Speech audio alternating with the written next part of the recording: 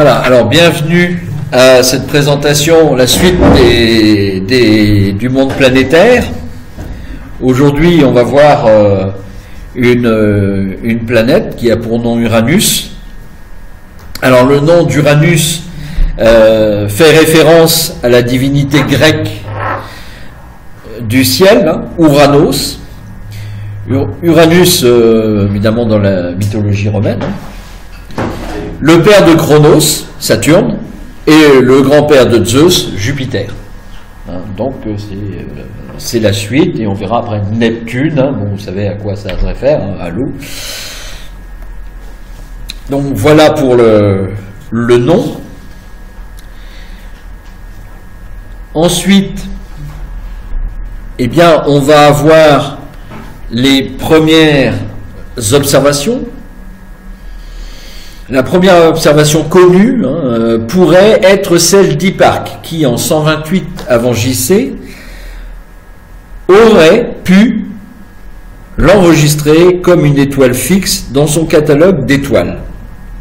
En effet, un astérisme cité dans la Malgeste de Claude Ptolémée, reprenant les travaux d'Hipparque, peut être résolu que par la présence d'Uranus à cette époque. Par ailleurs, Uranus en avril 128 avant JC était dans des conditions d'observation très favorables, proches de son périhélie, avec une magnitude de 5,4. Voilà. Et à 33 degrés du zénith. Donc, effectivement, ça peut être enregistré comme étant la première observation. Bien que là, soyons prudents aussi, c'est pas parce que nous, on l'a observé à ce moment-là que d'autres ne l'ont pas observé. La plus ancienne mention prouvée date de 1690, lorsque John Flamsteed l'observe au moins 6 fois de suite, et la catalogue en tant qu'étoile sous le nom de 34 Tauri. L'astronome français Pierre-Charles Lemonnier observe Uranus au moins 12 fois entre 1750 et 1769. Donc 4 nuits consécutives. Voilà, donc c'est pas les premières, il y a un autre personnage, John Bevis, qui observe aussi en 1738. Celui qu'on voit là, c'est Flamsteed. Alors non, celui qu'on voit là est le découvreur officiel. Mais il y a parfois des différences entre un découvreur officiel et des observations précédentes. Là, ce que l'on voit à l'image, c'est William Herschel. Alors, c'est un musicien anglais, entre autres, pratiquant l'astronomie en amateur. N'ayant pas les moyens financiers d'acheter un télescope, il polit lui-même un miroir pour construire le sien. Il découvre la planète le 13 mars 1781, lors d'une recherche systématique d'étoiles à l'aide de son télescope depuis le jardin de sa maison.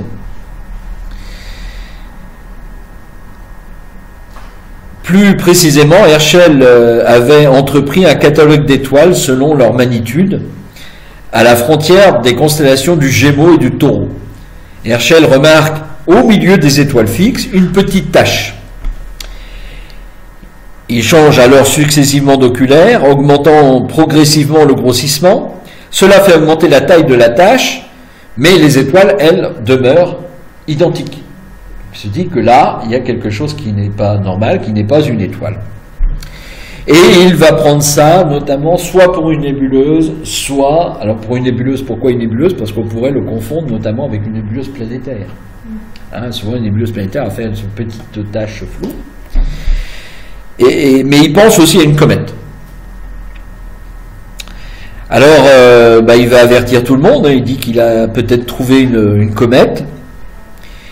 Et évidemment, beaucoup de monde va observer, ils vont pas être sûr, est-ce que c'est une comète, est-ce que c'est pas une comète, et il faudra attendre un certain temps, parce que bien que Herschel continue par précaution à appeler ce nouvel objet une comète, d'autres astronomes commençaient déjà à soupçonner la véritable nature.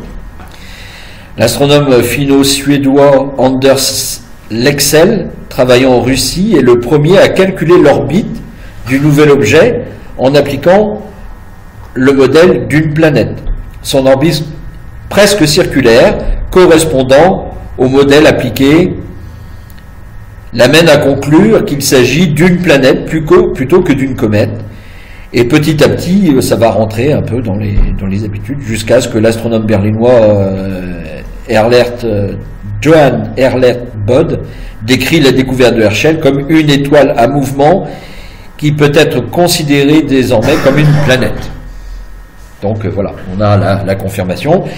Et à ce moment-là, eh bien, Herschel deviendra le découvreur d'Uranus, même si elle a été observée auparavant. Et il deviendra le découvreur officiel. Alors voici le télescope qu'il a utilisé. Le diamètre, je ne l'ai pas. Je ne l'ai pas trouvé. Je ne sais plus quel était. Oui, ça doit tourner aux alentours de... Ça a tout l'apparence d'au moins d'un 150. Hein.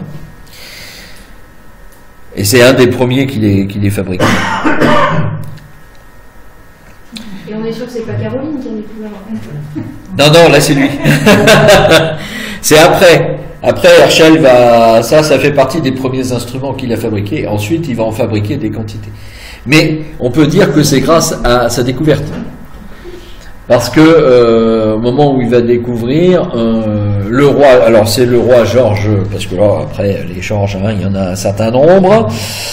Alors je crois que c'est Georges III, voilà. Georges III qui va lui octroyer une rente, hein, qui serait l'équivalent actuellement de 24 000 livres, ce qui n'est pas trop mal quand même. Hein. Et donc il va abandonner son travail de musicien pour se mettre à l'observation et du même coup à la construction et à la réalisation d'instruments. Et donc Caroline viendra l'aider aussi à faire pas mal de choses. C'est un peu l'ancêtre du Dobson, hein? Ouais, ça a quelque chose comme ça. Bon après, c'est assez réduit en mouvement, hein, mais son but... Sur roulette, là, si je comprends bien. Ouais, son but était plus de faire du catalogage d'étoiles, ce qui explique le mouvement en haut et en bas. Hein, qui est donc plutôt ressemblant de par là même à une méridienne, une lunette un peu méridienne, hein, permettant de faire varier la hauteur pour pouvoir observer les passages au méridien. Le système fait un peu guillotine, mais... Ouais, c'est un peu bon. Mais un de ces jours, je vous montrerai des images d'anciens instruments. Il y a des moments où tu te demandes quelle manivelle tu dois utiliser pour faire fonctionner, parce que c'est assez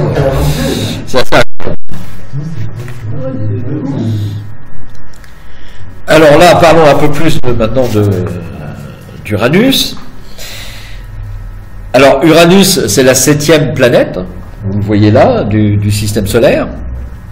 Elle est située, comme indiqué, elle est située en moyenne. Alors c'est toujours pareil, hein, on va utiliser des moyennes. Hein, elle est située en moyenne à 2 870 millions de kilomètres du Soleil. Mais elle varie entre 2 735 millions et 3 6 millions. Voilà, hein, puisque c'est normal, elle est elliptique et non circulaire, hein, et donc elle a cette variation orbitale. Oui.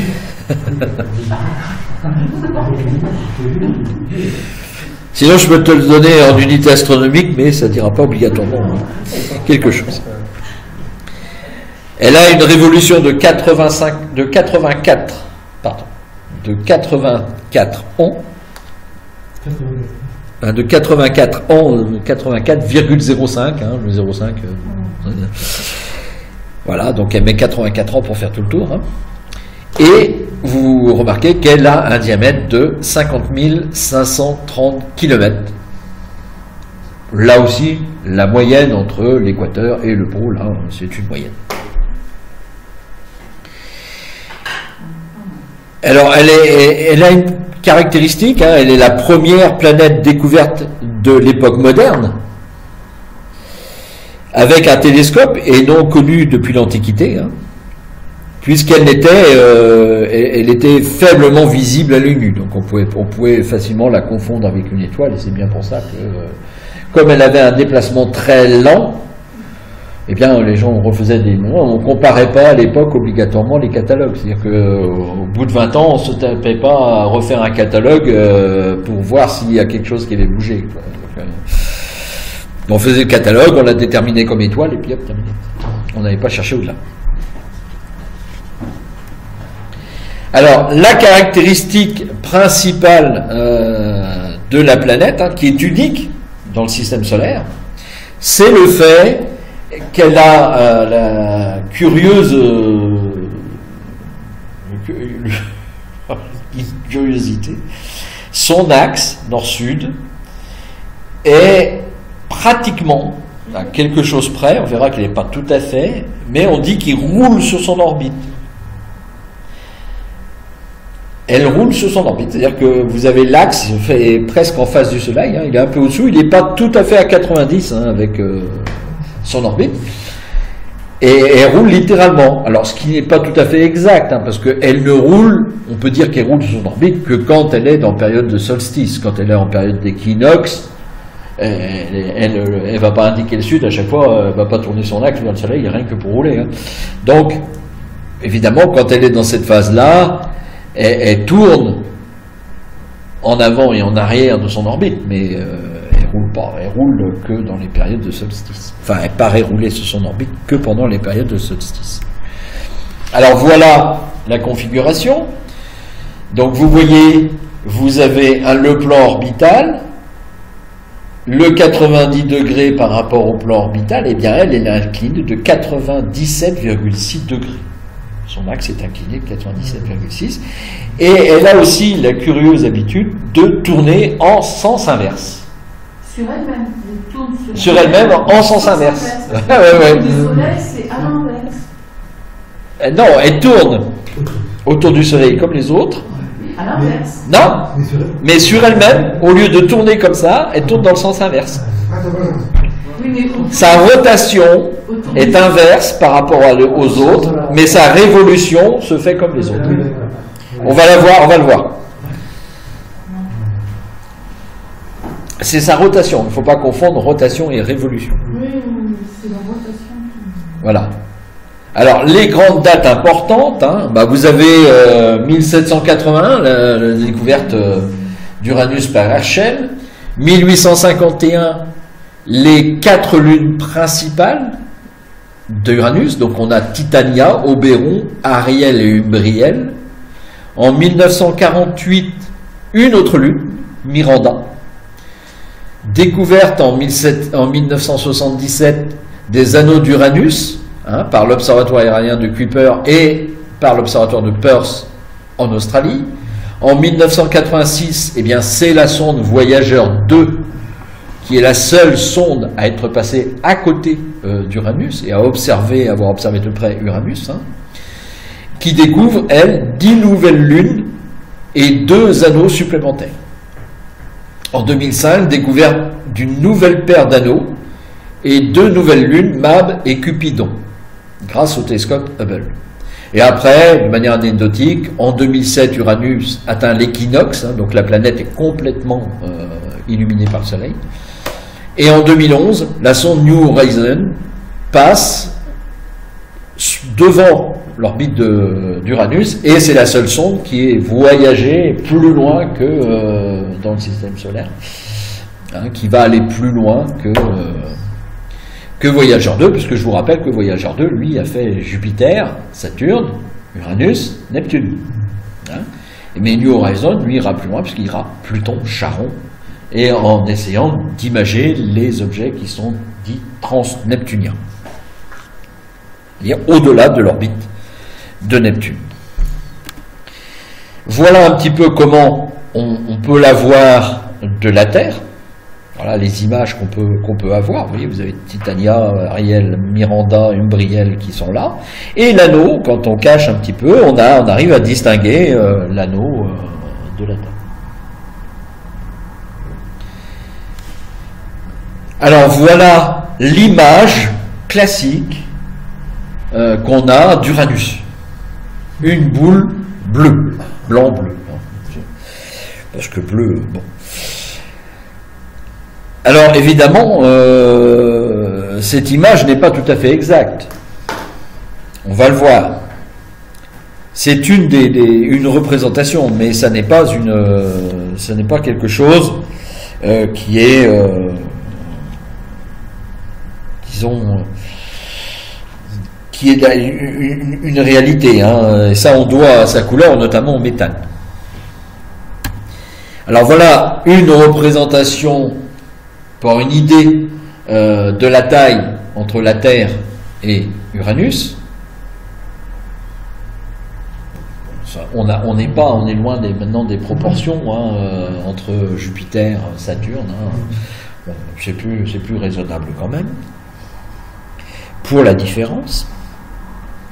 Alors Saturne, Uranus.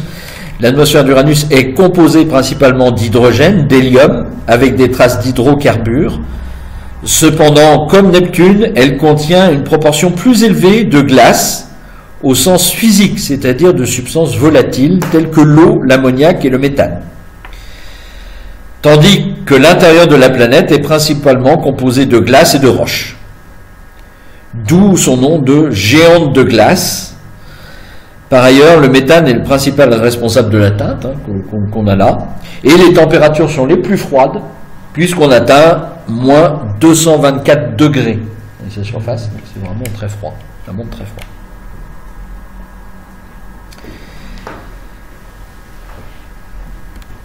Ensuite, voilà la révolution d'Uranus sur son orbite. Donc vous voyez au centre toutes les planètes internes.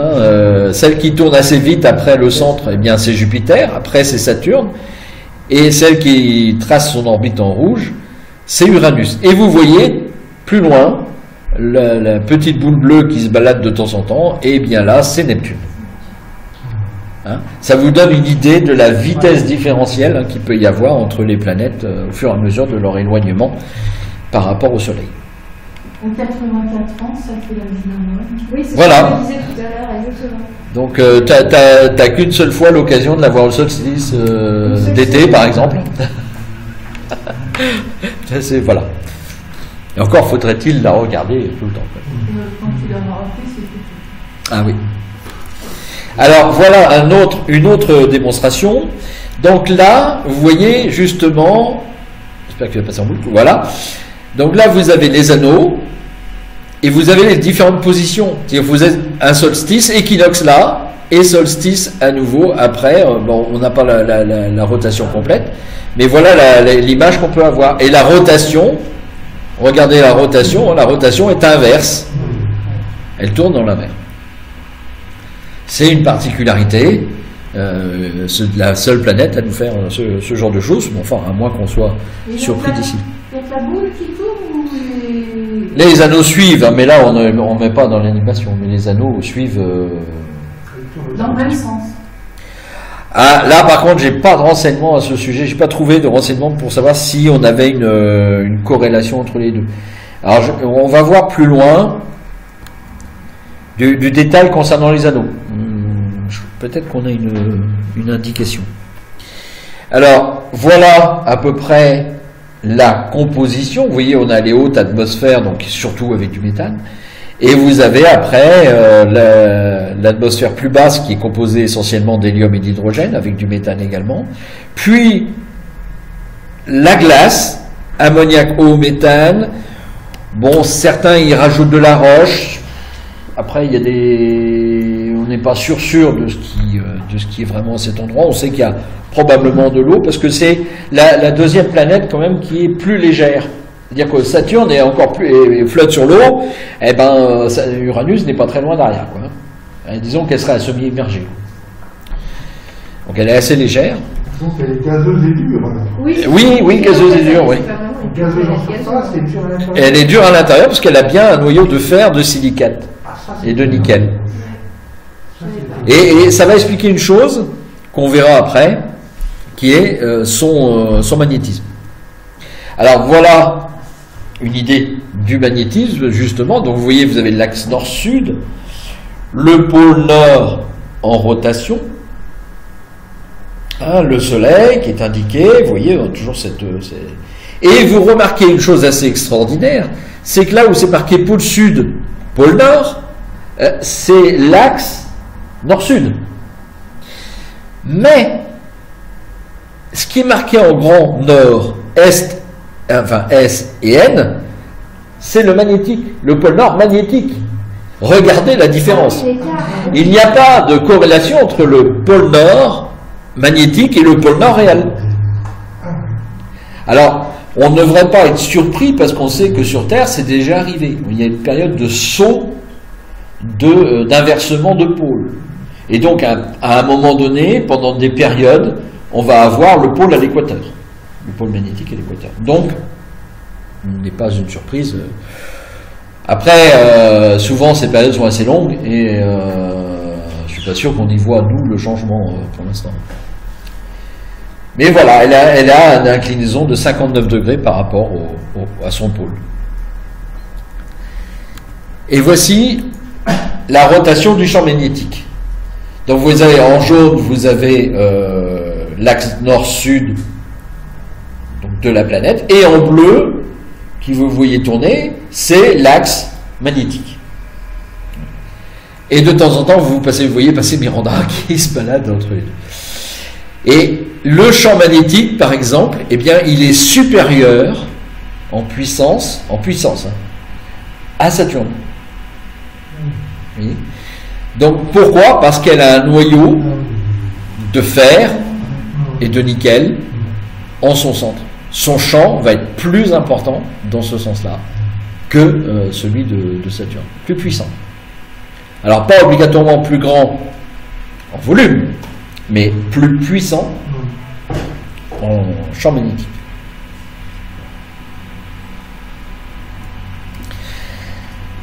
Alors tu vois là, c'est pour ça que je disais, j'ai pas eu les indications de rotation. Je cherchais, mais j'ai pas vu. Alors vous voyez, voilà, alors là, il y a tout le petit monde qui est autour. Donc vous y voyez ce que je vous ai donné tout à l'heure déjà, hein, la partie rocheuse, les parties d'hydrogène, les cœurs de glace, la partie glacée et tout, les calottes, bon. Puis vous allez voir qu'il y a des tas d'anneaux. Hein, vous voyez, c'est quand même assez conséquent parce que en fait, on a les anneaux principaux, mais on a l'anneau 4, 5, 6, alpha, bêta, anneau de poussière, zeta, lambda, eta, gamma, delta, epsilon, et les anneaux extrêmes, et nus aussi, par la même occasion. Et vous avez une espèce de couronne aussi, hein, qu'on voit, couronne d'hydrogène libre, qui est libérée par la planète. Donc en fait, ces anneaux baignent dans une espèce d'atmosphère lointaine qui est composée d'hydrogène libre. Et là-dedans, eh bien, vous avez, comme dans Saturne, des satellites qui se baladent, on va les voir. Il y a Puck notamment et Portia. Puis plus loin, un peu éloigné là des parties anneaux, on va trouver Miranda. Après, on va voir Ariel, Umbriel, Titania et Oberon.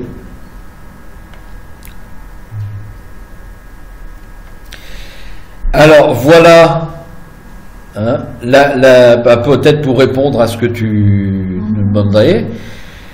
Donc on a l'équateur, hein, on voit la rotation sur l'image de droite, on voit la rotation de la planète. Et puis vous remarquez que les satellites qui s'appellent Desdemone, Rosalind, Belinda, Puck, Portia, Bianca, Cressida et Juliet, eh bien, tournent tous, suivent la rotation de la planète. Donc, ils sont tous en sens inverse. Pour ceux qui sont des plus près. Alors, voilà en détail comment se présentent les anneaux, et vous voyez qu'à l'intérieur, eh bien, vous avez Mab, Puck, Belinda, Perdita, Cupidon, Rosalind, Juliet, Portia, Desdemona, Cressida, Ophélia, Bianca et Cordelia. Voilà. Donc eux, ils se baladent dans les anneaux.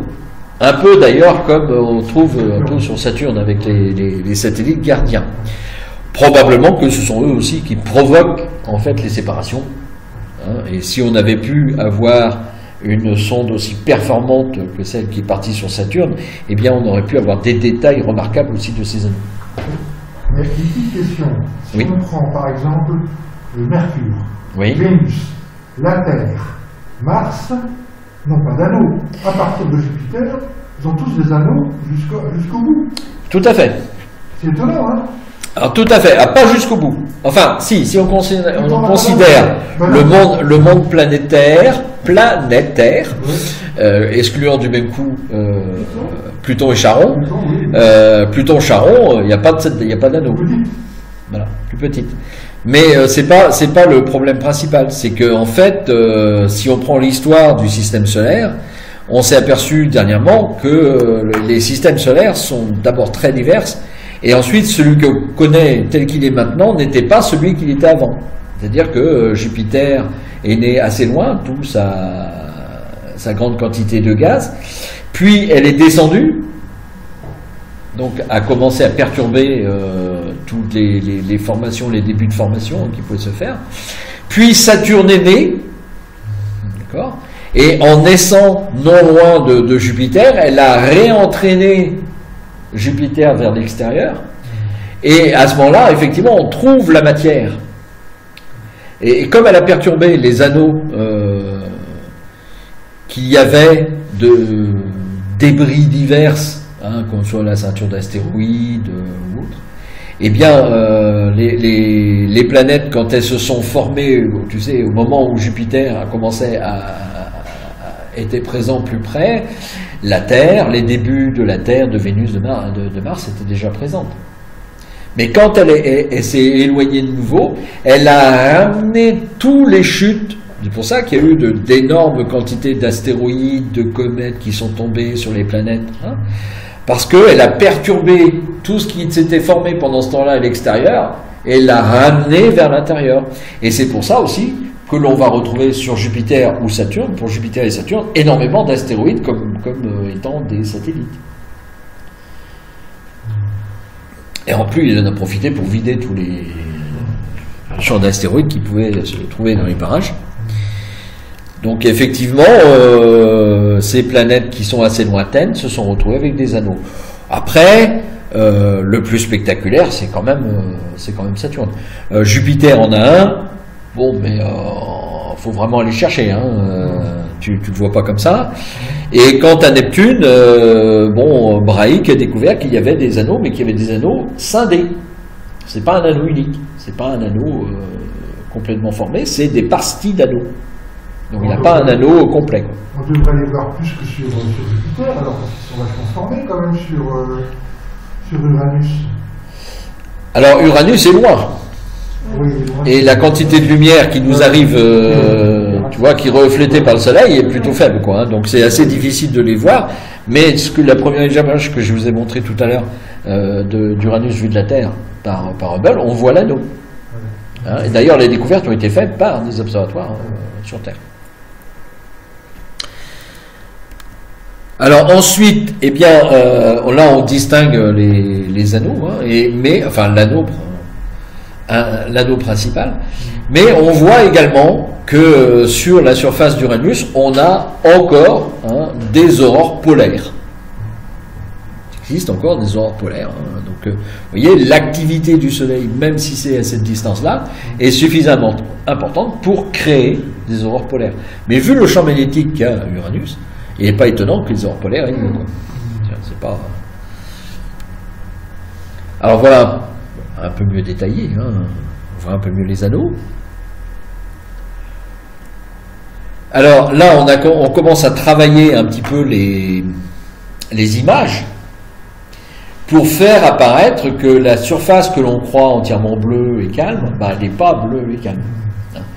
Donc non seulement on voit qu'il y a des bandes également, hein, mais pour ça il faut mettre des fausses couleurs, il faut travailler l'image pour le faire apparaître. Et on voit également, mais on verra tout à l'heure un peu plus, qu'il y a aussi des perturbations dans cette atmosphère.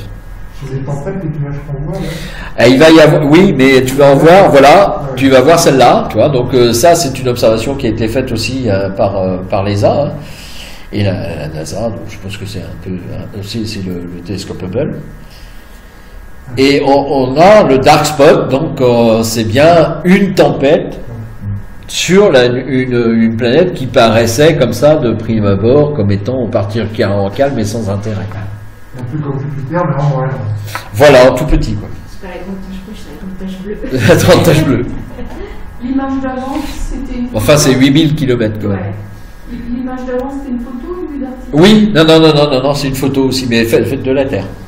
Ah oui, d'accord. Ça, c'est étonnant, hein. Ouais. C'est blanc au-dessus, là. On dirait de la Oui, c'est la partie pôle. Et on a encore.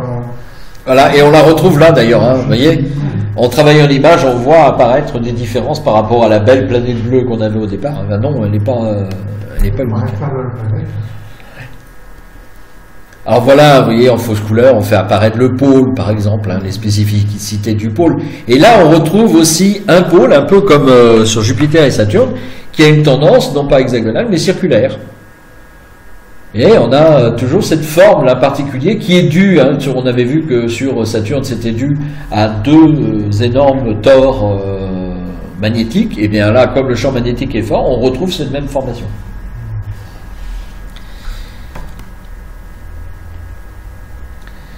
Alors là, bon, c'est à peu près, c'est toujours un peu la même chose, hein, différentes images de ces phénomènes magnétiques.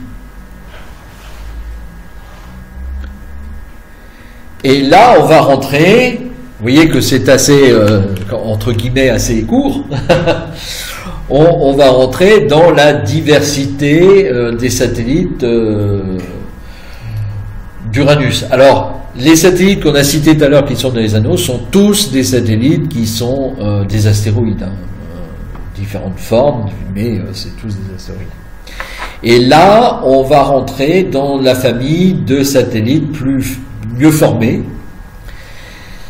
Il en manque un, vous verrez tout à l'heure, je commencerai par celui-là, mais il manque Desdemone qui est un peu plus près. Et là, les plus classiques, eh bien, c'est Miranda, Ariel, Umbriel, Titania et Oberon. Alors, on va voir qu'il y a un satellite qui sort de l'ordinaire. Alors, voilà, avec une meilleure définition, en couleur. Et là, on voit Desdemone qui est tout au bout. Donc là, il est représenté. Alors, on va commencer par lui. Voilà Desdemone. Alors, ce qui est assez curieux, c'est ses formes. Hein, il n'est pas tout à fait sphérique, hein, mais il a ces formes particulières de chevron, hein, qu'on appelle chevron, aux marques, aux différences bien marquées. Ce qui est curieux, c'est qu'on peut voir deux types de terrains différents. On va avoir le premier, celui qui est dans la partie basse, qui ressemble de beaucoup, je dirais, à un classique dans les satellites planétaires, c'est-à-dire un satellite qui a subi des impacts météoritiques en quantité. Mais ce qui est bizarre, c'est les formes au-dessus, donc à gauche et à droite, qui sont cette espèce de terrain qui semble strié, hein, et qui compte, qui est plus jeune, parce qu'il a moins d'impact. Il a quelques impacts, mais il est beaucoup moins torturé, enfin entre guillemets, bosselé, que l'autre partie. Alors c'est le cas aussi du suivant, de Miranda. Voilà Miranda. Alors c'est encore plus marqué, parce que Miranda est appelé le satellite au chevron. On a vraiment des marques très définies dessus, hein. Et pour l'instant, c'est une énigme. C'est une énigme, on n'arrive pas à savoir pourquoi. Non, ils ont pensé à un moment que ces satellites avaient été disloqués et s'étaient recomposés en prenant des parties des uns et des autres. Et qu'en fait, il y avait des parties qui s'étaient recollées. Il tombe sur lui-même, non? C'est peut-être pour ça qu'il ne tombe pas sur lui-même. Ah si, bien sûr. Oui, il est pas lisse. Non, il n'est pas lisse parce qu'il n'a pas non plus une forme. Après, ça dépend de la grandeur. Vous savez que les satellites n'ont cette forme, alors c'est faux d'appeler ça une sphère, parce que la Terre n'est pas sphérique, hein, vraiment, mais cette forme plus ou moins sphérique, il ne l'acquiert que s'il arrive à faire ce qu'on appelle la dissociation, c'est-à-dire que les parties les plus lourdes tombent au centre, on va avoir un manteau, puis au-dessus on aura la croûte. Et ce qui forme plus ou moins des terrains lisses. Mais parfois, quand tu es à la limite, un peu comme Cérès par exemple, eh bien, t'as pas un terrain parfaitement lisse. T'as une forme plus ou moins sphérique, mais c'est pas tout à fait ça. Alors voilà une image, vous voyez, bon, ne vous fiez pas à la déformation, hein, c'est parce que c'est des compositions d'images. Mais là, on voit mieux la forme chevron qui est en plein milieu. Et on voit mieux que ce terrain-là, il est bien plus jeune que le terrain qui est au-dessus. Puisque le nombre de cratères à l'intérieur doit s'élever, allez, enfin faire un bref compte, 1, 2, bien visible, 1, 2, 3, 4, 5, 6, peut-être 7 cratères à tout casser. Alors qu'au-dessus, vous avez une cratérisation qui est assez importante. On voit que les terrains ne sont pas du tout la même époque. C'est curieux. Mais on verra plus tard que sur Neptune, il y a encore plus bizarre. Mais ça, c'est vraiment curieux. C'est ça, c'est purement rocheux, pas d'atmosphère. Ah non, pas d'atmosphère, que rocheux. On a l'impression d'un puzzle qui a été mal assemblé, un truc qui a été recollé. Pas fini. Ouais, pas fini, c'est curieux, c'est vraiment étrange. Alors là, après, on a, que je dise pas de bêtises, parce que on a vu Miranda, donc on doit avoir là Ariel, si je ne me trompe pas. Voilà, on a Ariel. Alors Ariel, c'est plus classique, hein, on a un ensemble d'impacts au sol, mais il y a comme, en fait, sur des satellites qu'on connaît bien, Encelade et Europe, on a ces formes, quand on se rapproche, comme si des terrains s'étaient séparés sous une pression. Vous voyez, on a une pression en dessous, les terrains s'écartent, ça remonte. Et bon, ça, ce serait à étudier aussi, pour voir si on n'aurait pas des couleurs. Bah, couleurs, c'est difficile. Hein, Et par contre, toujours pour Ariel, ça a tout mal. non, elle n'est pas comme la lessive, elle n'est pas blanche. Alors ensuite, on va avoir un autre satellite qui est Umbriel. Alors là, on reste dans le grand classique. Alors pour moi, Umbriel c'est pratiquement équivalent à Cérès. C'est quelque chose qui s'est différencié quand même, mais on a ces terrains qui ont été, qui ont des cratères partout, hein, comme sur Cérès. Et on a aussi cette curiosité tout en haut, vous voyez, du blanc. Et du blanc dans un des fonds de cratères, qui rappelle aussi ce qu'on trouve sur Cérès, c'est-à-dire que la glace d'eau qui est dans certains cratères. C'est une possibilité. Pour en savoir plus, il faudrait envoyer une sonde qui ne travaille que là-dessus, c'est-à-dire qui va directement sur Uranus, et qui travaille sur les anneaux, Uranus, les satellites, et qui fasse tour de chaque satellite. Voilà. Et qui après se déplace vers Neptune pour faire la même chose, parce que là... Sur un plan géologique, elles sont toutes composées pareil. Est-ce qu'on sait quel type de roche il s'agit? C'est pareil que la plupart, on va avoir de la roche et des glaces d'eau, probablement en profondeur. Mais le type de roche, on ne sait pas. Non, c'est souvent du silicate. Hein. Tant qu'on n'a pas été dessus. Bah oui, il faudrait prélever.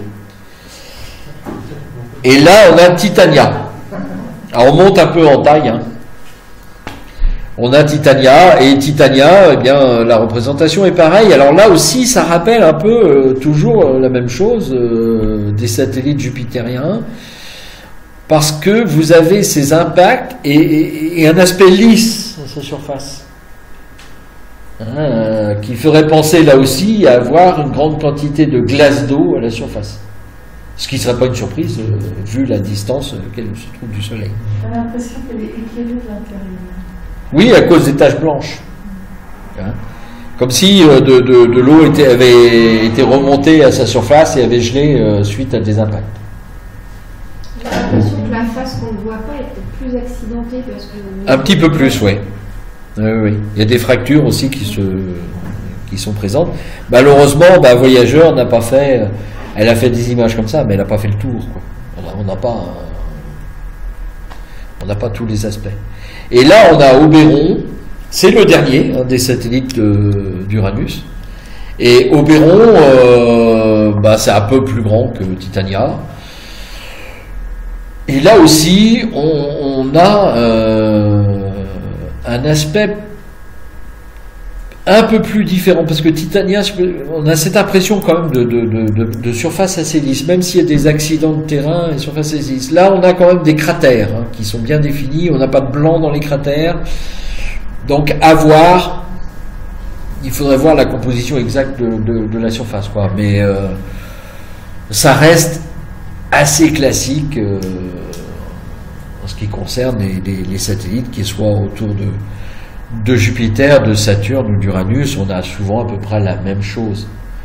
À part Encelade et Europe qui sont des exceptions parce qu'on voit des panaches, mais là, si ça se trouve, par exemple, on a vu tout à l'heure qu'Ariel avait ces grandes fissures, un peu comme sur Encelade, ça ne veut pas dire qu'il y ait des geysers. Ça peut être le fait que sous la zone d'impact, on a un réchauffement et puis l'eau remonte à la surface et écarte les parties pour combler des trous. Mais là, il faudrait avoir plus d'études plus prolongées des satellites pour savoir exactement de quoi ils sont faits et puis surtout avoir une idée de ce qui se passe à leur surface, quoi. Alors vous voyez, Uranus c'est un peu plus court que Jupiter et Saturne, et même que Mars ou Vénus. C'est une planète qu'on peut, effectivement, on est toujours à la limite de l'observation à l'œil nu, puisque vous avez vu, on est à 5,4 dans la meilleure position, c'est-à-dire nous au plus loin du Soleil en même temps que la planète est au plus près. Et en général, elle est plutôt de magnitude 6, 5. Donc on est toujours un peu très très limite de l'observation visuelle. Après, l'avantage de cette planète, évidemment, quand on l'observe avec du matériel amateur, on peut la voir. On va voir un point. Imaginez si autant d'Herschel il a réussi à la voir, on ne va pas avoir de problème de nos jours avec nos instruments à la voir. Certains amateurs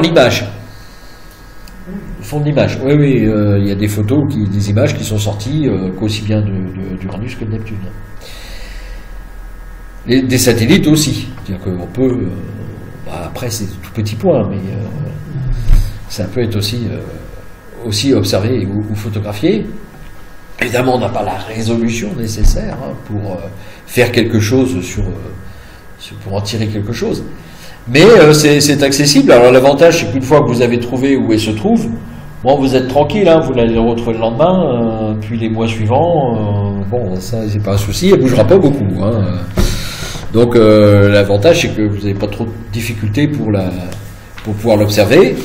Et puis après, on verra pour Neptune que c'est à peu près la même chose, mais Neptune a une magnitude encore plus faible. Mais on verra avec Neptune qu'on va avoir quelque chose de différent encore. C'est pas la même chose qu'Uranus. C'est ce qui est incroyable dans le monde planétaire que l'on a dans notre système solaire, c'est la grande diversité. Diversité des astres.